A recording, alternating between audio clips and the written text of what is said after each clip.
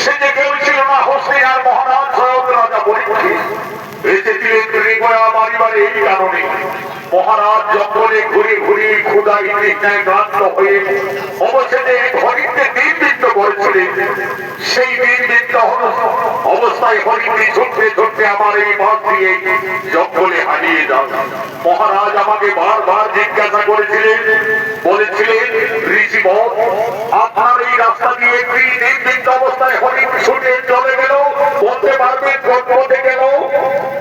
পুত্র, আমি মৌন ধ্যানে ছিলাম।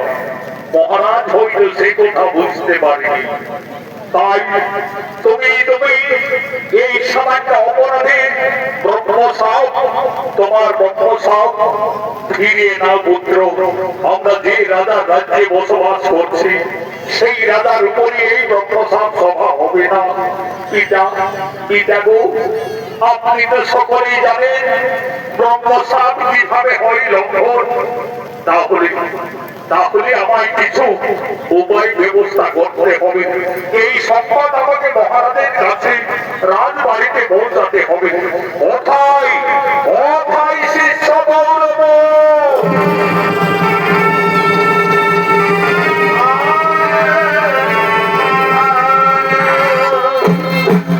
আদেশ করুন প্রভু। শোনো গৌরব, আমি মহা বিপদে পড়ে রয়েছি। পুত্র সিদ্ধিগ্রস্ত অবস্থায় করেছে সামান্য 70 দিবসের মধ্যে পরীক্ষিত রাজার হবে দক্ষক ধ্বংস।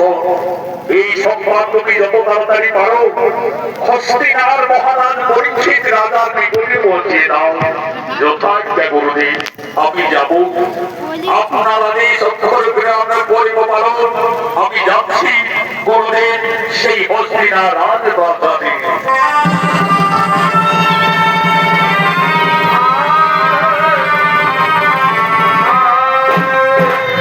প্রভু, হে জগদীশ্বর, হে দয়াময়, তোমার লীলাবুষা বড় তাই প্রভু, তোমার লীলাবুষা বড় তাই। যদি পারো পরীক্ষিত রাজার সর্বদর্শন থেকে তাকে মুক্ত করো প্রভু, তাকে মুক্ত করো, তাকে মুক্ত করো। এদিকে হস্তিনা রাজসভায় সমস্ত সেনাপতিগণ আজ আগমন করছে।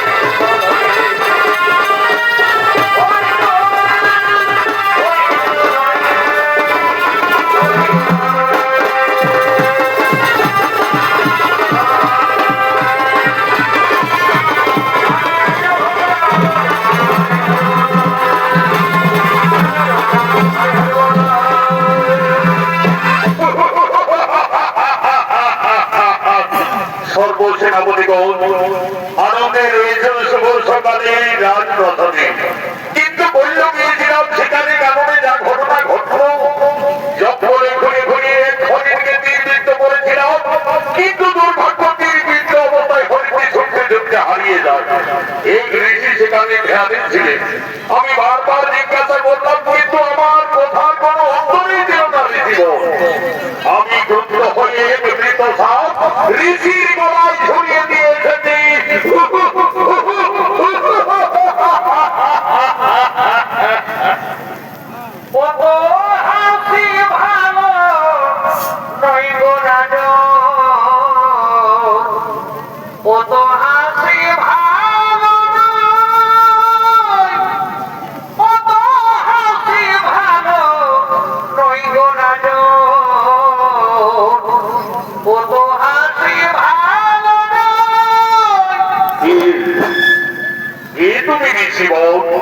মহারাজ, আমি সঠিক ঋষির শিষ্য গৌরবকে আমার প্রণাম গ্রহণ করব। আপনার নিকটে এক সংবাদ জানাতে আমি এসেছি মহারাজ। বলুন বলুন ঋষি, কি সংবাদ নিয়ে এই রাজসভায় আগমন? মহারাজ, সর্বনাশ হয়ে গেছে। আপনি বলল সেখানে গিয়ে কারণের সঠিক ঋষির গলায় একটি মৃত সাপ ঝুলিয়ে দিয়েছিলেন। সেই ক্রুদ্ধে তার পুত্র সিদ্ধিমুনি আপনাকে অভিশাপ দিয়েছে মহারাজ। 7 দিবসের মধ্যে দক্ষক নাগ আপনাকে দংশন করবে এবং আমার মৃত্যু হবে। সর্বদংশনে আমার মৃত্যু হবে। হে মহারাজ, এই সংবাদ জানাতেই আমি এসেছি। আমি যাচ্ছি মহারাজ। 7 দিন আপনি অতি সাবধানে থাকবেন। দিবসের মধ্যে দক্ষক পরিবর্তিত দংশন। মহারাজ, আপনি শান্ত হন। ব্রহ্মসাপ ব্যর্থ করতে হলে 7 দিবস আমাদের অতি সাবধানে থাকতে হবে। হ্যাঁ সেনাপতিগণ, তোমরা ঠিকই বলেছ। এই ব্রহ্মসাপ আমাদের যে কোনো উপায়ে ব্যর্থ করতে হবে। তোমরা 7 দিবস প্রহরায় থাকবে, আর আমার রাজ্যের সমস্ত গুণী ওঝা যারা আছে তাদেরকে এই সংবাদ জানিয়ে দাও, তারা যেন 7 দিবস আমার এই হস্তিনা রাজসভায় থাকে। যথাজ্ঞা মহারাজ। আপনি এখন বিশ্রাম করবেন। চলুন, আমরা নগরে নগরে গ্রামে গ্রামে যারা সকল গুণী ওঝা সর্বমন্ত্রে পারদর্শী